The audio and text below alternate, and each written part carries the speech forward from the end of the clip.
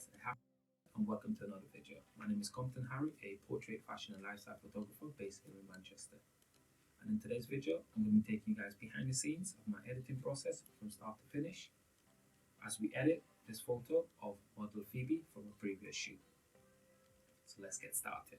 Usually when I start, I always start in either Capture One or Lightroom for our basic retouch and adjustment layers. So we're currently in for this particular demo. We are going to be using Capture One to begin with, and then we'll go into Photoshop. So I'm also using my Wacom into this pen tablet and tablet combination, which helps me a little bit better. I find the Wacom works a little bit better than using a mouse, and I love it. I've used it for over 5 years now, and I've loved using it. So for this particular edit, we're going to start in Capture One, and we're going to go into our basic exposure into Lightroom. So let's get started. So first things first, we're going to bump the contrast up a little bit. I like the skin tone here on this particular shot. In terms of the Calvin, I'm going to brighten it up a tiny bit. So these are all raw adjustments. So these are non-destructive adjustments. So I can literally just press reset and it'll reset to the original file if I wanted to restart, if I've made a mistake. So we're going to go down to our blacks and make sure our blacks are popping. Bring up our shadows a tiny bit. We'll bring up our whites as well. And if we look at the before and after, this is the image straight out of Capture One. That straight out of camera, this is the image in Capture One after minor retouch. So now that we've done that, what we'll do, we go to Image, Edit, and Edit in Photoshop. So this image is now going to open in Photoshop, and then we'll go to our Photoshop editing process from there. So now we're in Photoshop. Our image is now open, and first thing we're going to do is we're going to start by removing our blemishes. As human beings, we all have spots. We all have spots that appear on our skins and then disappear a couple of weeks later. So those are the things that we're going to look for. In terms of Phoebe has got fantastic skin. As you can see here, she's got really good skin, so there's not a lot of work we have to do there. So the first thing I would do is I will go to my layers panel. Open our layers panel. Put that to the side. And what we do, we press Command J and create a duplicate layer. This again allows me to work non-destructively. So if I do make a mistake, I can always go back and change it, and I wouldn't ruin the original file. So we'll go in and using our pen and just your normal spot healing brush tool, we will go in and remove all the spots or unwanted blemishes that we can see from the skin.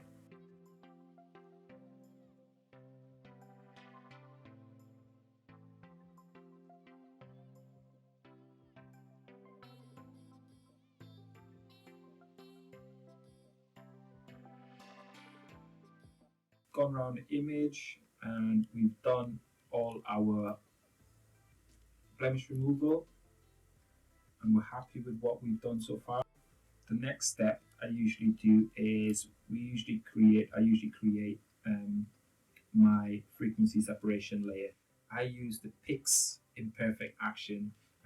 This action he provided via a link on his YouTube channel. Thank you very much, Pix Imperfect. Image here is a 16-bit image, so he has two different actions for frequency separation. He has a 16-bit version and an 8-bit version. You can look and tell what bit of images you are using by going on the top left and right hand side of the actual image in Photoshop, right there where it says layer 1 RGB/16. So that tells you it's a 16-bit image. So we will be using our 16-bit action. So we'll run that action now. The action will run in the background. It will pop up and ask you how much blur you want in the skin. I usually use between 6 and 8 radius of blur. So we'll put it at 8. And this is where my process is a little bit different. Um, those who know frequency separation, basically what frequency separation does is create two layers. It creates a high frequency layer and a low frequency layer. On the low frequency layer, that is where the color is. And on the high frequency layer, that is where the textures are. So it puts them onto individual layers so you can work on individual layers at a time. So what we'll do, and what I tend to do, is always start on my lower layer before I get to doing anything and working on my high layer. So we'll go to our low layer.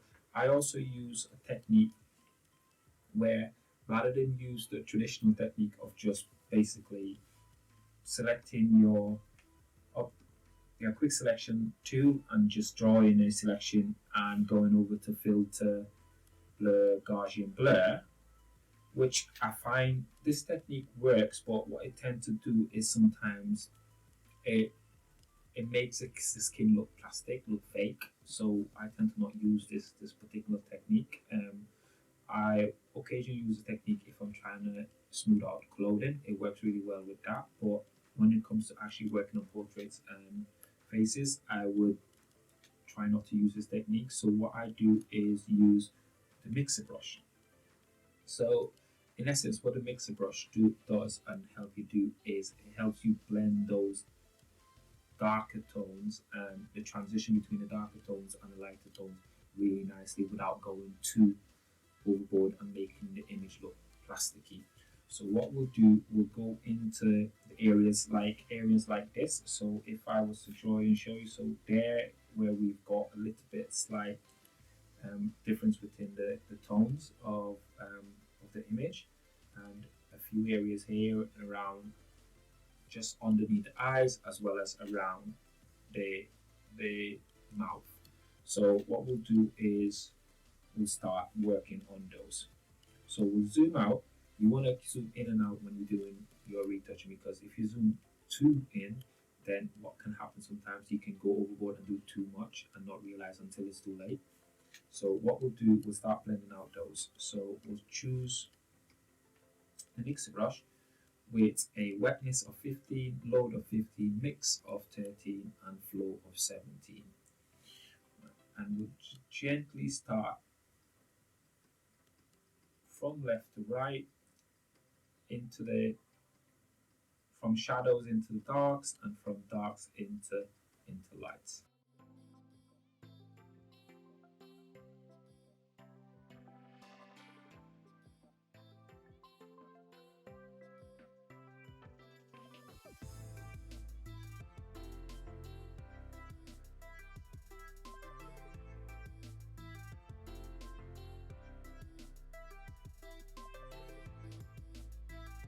Some of the larger areas I tend to use the spot healing brush tool. So basically just sample an area and you move it over to that area to replace that sort of tone in that part of the image. So for the larger areas I will do that.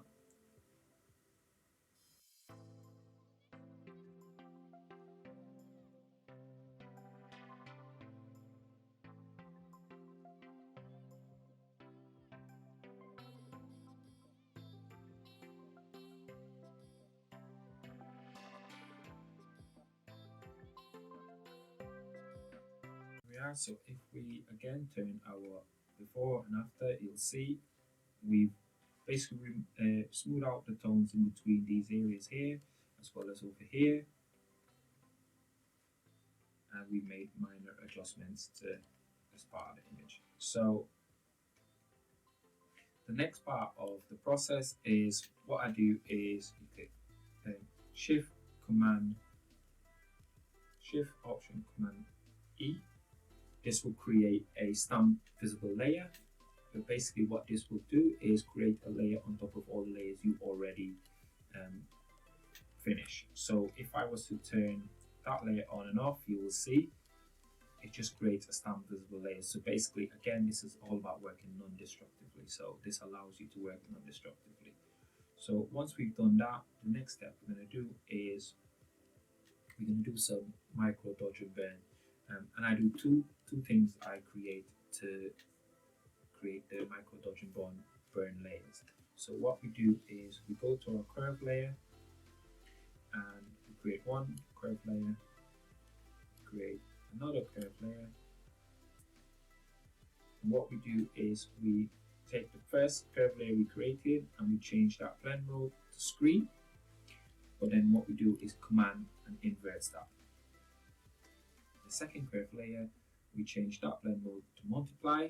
You'll see the image will change, it'll go darker. So again, command I, invert those layers.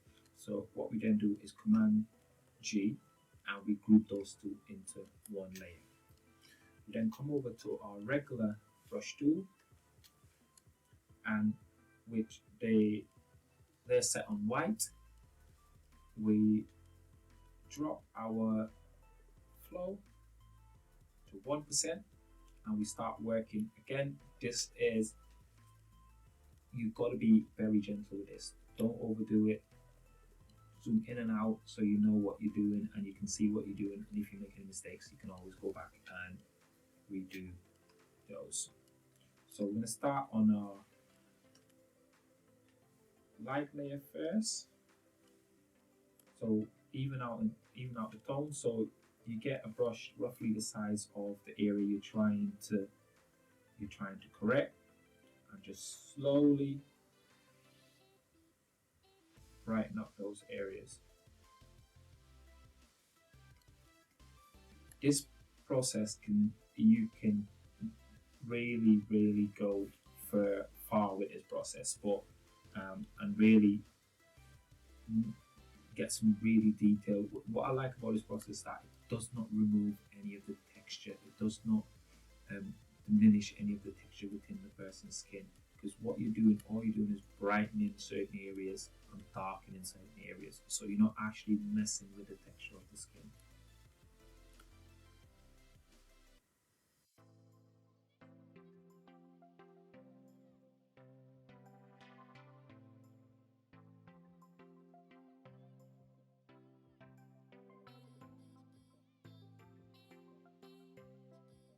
We'll go through this process for about another 3 to 4 minutes, and then once we've done that, you will see the difference that makes. So if you turn that on and off, you will see the difference that makes to the image.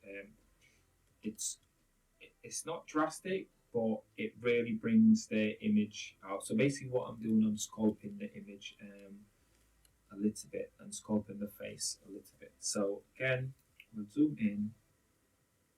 So I'll do this process for another 3 to 4 minutes, and then I'll show you guys what the before and after looks like.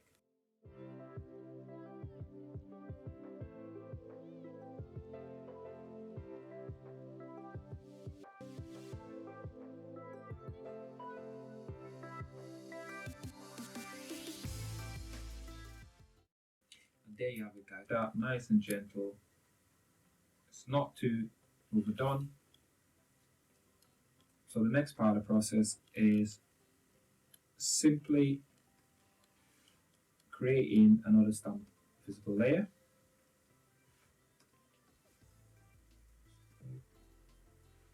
So what we're going to do now, we'll come to the top. So Shift, Option, Command E, create another stamp visible layer. So basically everything that we've just done is now all onto one layer. So again, working non-destructively.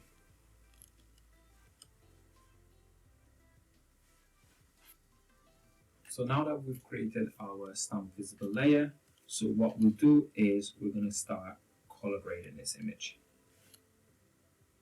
And I've got two presets again, two actions that I use for color grading. So in particular when it comes to portraits. So again, simple workflow, right?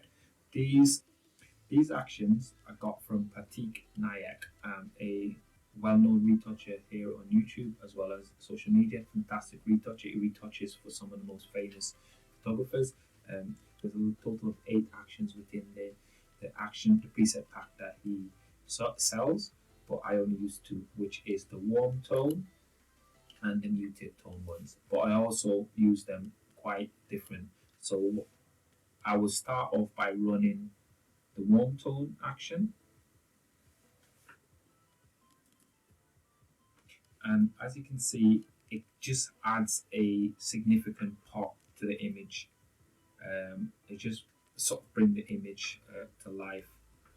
But what I tend to do is it usually set to about 25% opacity. So if you go to 100 opacity, you'll see it's just really brightens up the image, but it's usually at 25% opacity.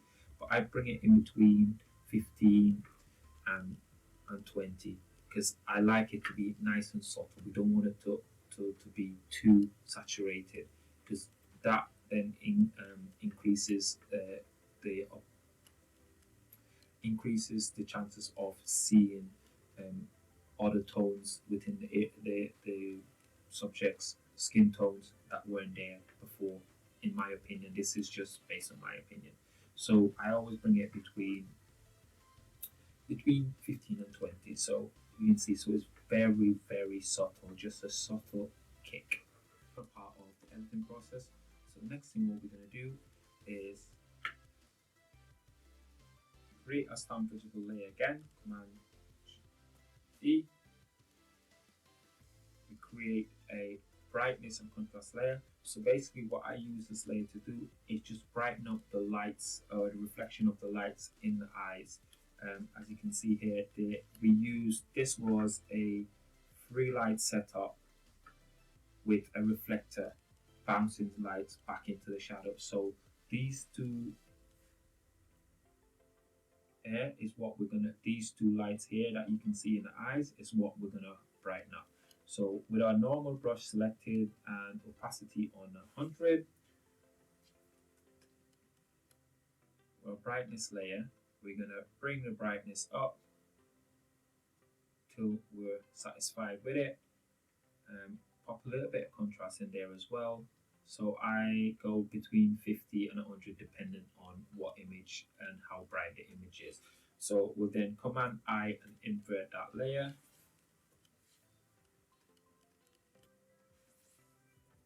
Command I or invert that layer. And with our regular soft brush selected, we're literally just going to dab on those bright parts. So if you look, you can see, if we go before and after, you'll see it just adds that little bit of pop in the eyes. So we bring our opacity down to 40 and we literally just go around, which will go around just the iris, the eyes, that will bring out the colors in the eyes a little bit as well. We can drop opacity even lower to about 4 and just whiten the whites of the eyes a little bit.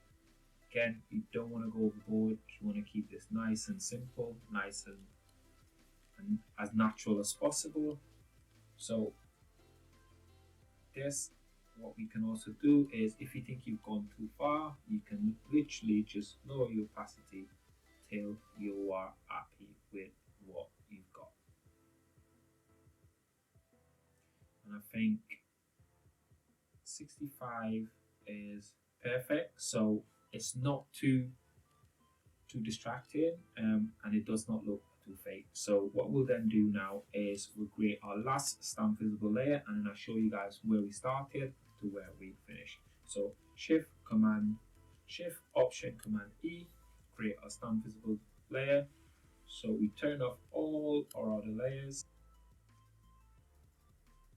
So this is where the image started. So if we turn our stamp visible layer on and off, this is where the image started. This is what we got straight out of Capture One, and this is what we did when we edit the image. So this is the final edit, so the before and after. So as you can see, we haven't physically changed much. We just literally just bring the image to life. So what we then do is come onto layer and we flatten this image,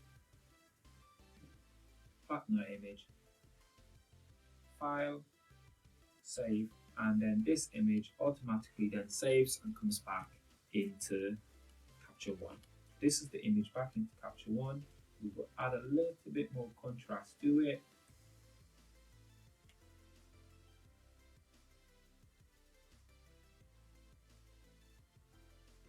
Get the highlights up a little bit. We don't want to mess with the shadows, we like the contrast between the highlights. We'll raise our whites up a little bit and we'll drop our blacks. So it just gives the image a little bit of a pop. So this is the image straight out of Photoshop, and that's the image from Capture One, the final image. So the before, so if you do the before and after, you'll see it just adds a little bit of pop to the image. Pardon. So there you have it, guys. So this is the final image in Capture One, and all we do now is repeat the process for all the other images that Phoebe's selected, and then once completed, we'll then shift all the images over onto a WeTransfer link, which will then be sent directly to the client. If you learned something valuable from this video, please let me know in the comments below. Thank you guys for watching, and I'll catch you in the next one. Peace.